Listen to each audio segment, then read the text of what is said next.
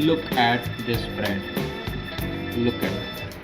आज हम ब्रेड बनाएंगे हमारे TDT अवन के अंदर। हमें एक्चुअली बेसिकली ऐसा कंटेनर चाहिए रहता है। आपने देखा होगा वो ब्रेड पूरी तरफ से ब्राउन होती है जब आप लेके आते हो। तो वो क्यों होती है? क्योंकि ऐसे कंटेनर के अंदर वो ब्रेड बनाई जाती है। जैसे इस कंटेनर को मुंह बिल्कुल बंद कर देंगे तो वो शेप जो है वो बिल्कुल इस कंटेनर की शेप आ जाएगी। जैसे ये देखो, ये ऐसे बंद कर देंगे।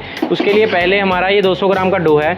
अब हम पहली बार बना रहे हैं इसके अंदर, तो हम अंदाजे से 200 ग्राम का डो था हमारे पास, तो हम इसी से बनाएंगे। देखते हैं कितनी फूलती है, क्या टच हो जाती है। इसको पहले फर्मेंटेशन की ज़रूरत पड़ती है। बेसिकली ये फ्लावर है हमारा, तो सबसे पहले ये 200 ग्राम फ्लावर है, हमने इसमें तोला है। ये 50 ग्राम इसका वेट है, तो 200 ग्राम के पास फ्लावर है हमारे पास। तो अभी हम क्या करेंगे, पहले इसको ऑयल कर लेंगे सरफेस को, और उसके बाद इसके ऊपर अपना डो रखेंगे। ठीक है, ये हमारा डो आ गया। डो को जो शेप करना होता है वो कैसे करना होता है वो भी मैं आपको दिखा देता हूँ। ये हमारा डो है, तो हम बेसिकली इसको इस तरीके से शेप करते हैं। मतलब हमने ब्रेड की लंबी शेप में, जो हम पिज़्ज़ा के लिए बनाते हैं वो डो बॉल बनाते हैं। इसके लिए हमें शेप को थोड़ा ऐसे इस तरीके से रखना पड़ेगा। ठीक है ना, ऐसे पहले फोल्ड कर लो, मान लो तो ऐसे करके आपने फोल्ड कर लिया। तो अभी आपने इसको स्ट्रेच कर दिया।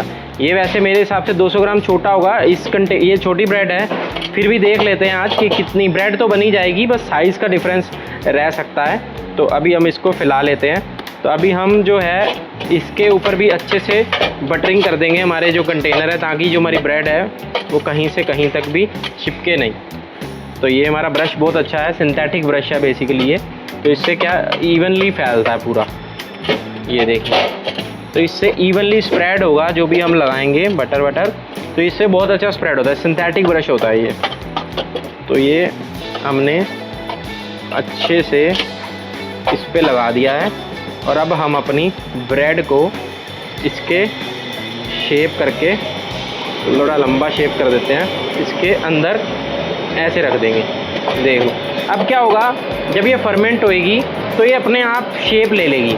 तो ये फर्मेंट हो गए, उसके बाद जब हम बेक करेंगे तो और फूल जाएगी। तो लेकिन इसको जो शेप है वो ऊपर से राउंड नहीं होने देगा ये कंटेनर, क्योंकि हम इसको बंद कर देंगे। इसके ऊपर भी हल्का सा ऑयलिंग कर देते हैं, ताकि ब्रेड कहीं से भी चिपके नहीं, हमारी आराम से बाहर आ जाए जब हम निकालेंगे। अब इसको हम छोड़ देंगे। ये बेसिकली तो प्रूफर की ज़रूरत पड़ती है, बट आप अगर कुछ ब्रेड बना रहे हो तो प्रूफर की ज़रूरत नहीं। इसको थोड़ी देर बाहर छोड़ दो, अब आधा 1 घंटा ये बाहर रहेगी। तो उसके बाद हम इसको सीधा 170 पे बेक करेंगे। इसको प्री हीट कर लेंगे 170 पे। ये वाले हमारे ओवन को ऊपर नीचे दोनों बॉटम से और आप से 170 पे रख देंगे। नीचे से कई बार नहीं भी ज़रूरत पड़ती है, अगर क्योंकि स्टोन होता है तो नीचे से ज़रूरत नहीं होती है। तो हम चेक करेंगे, आज पहली बार ब्रेड हम पहली बार इसके अंदर बेक कर रहे हैं। नॉर्मली हम करते रहते हैं दूसरे ओवन्स के अंदर, तो आज हम इसमें देख रहे हैं कैसी ब्रेड निकल के आती है। तो आगे हम इसको प्रूफ होने देते हैं, फिर आपको दिखाते हैं। तो ये आप देख सकते हो कितनी अच्छे से फर्मेंट हो चुकी है। तो अब ऊपर से जो आप ब्राउनिश देख रहे होते हो वो मैं आपको बता देता हूँ। इस पर जस्ट हल्का सा हम ऑयलिंग कर देंगे, तो ये ऊपर से ब्राउन टेक्सचर आ जाएगा, देखिए। ठीक है जी, तो ये अभी हम ब्रेड को बेक करेंगे हमारे इस ओवन के अंदर। 170 डिग्री टेम्परेचर रहेगा, 30 मिनट्स के आसपास, 25 to 30 मिनट्स, मतलब हम 30 मिनट्स लगाएंगे। बीच में चेक कर लेंगे, उसमें हम पकाएंगे इस ब्रेड को। तो इसको हम ऑयल लगा के हमने बंद कर लेना है। तो ये बंद कर दिया। अब हमारी ब्रेड बेक होके रेडी होएगी। मैं आपको दिखाता हूँ कैसी ब्रेड इस ओवन के अंदर बेक होएगी। ये प्रीहीट हो रहा है, तो इसको उठा के इसके अंदर रखना है, और यहाँ पे हम ना 30 मिनट्स हम वेट करेंगे। स्टॉप वॉच लगा देंगे, ये हमारा ये टाइमर होता है, इसको लगा ऑन कर देंगे। ठीक है, फिर आपको मैं दिखाता हूँ ब्रेड कैसी बनती।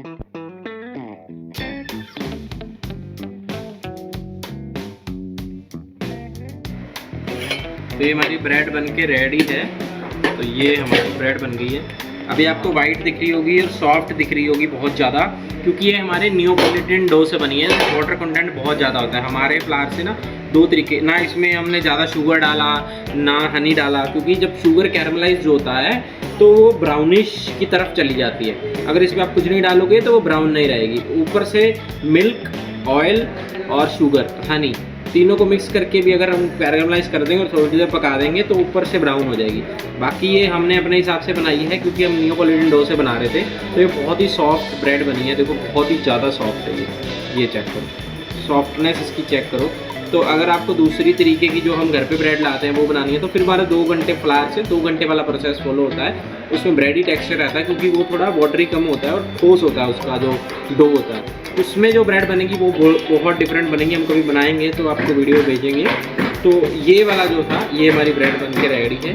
ये ठंडी होने के बाद देखो ऐसी सी लगती है।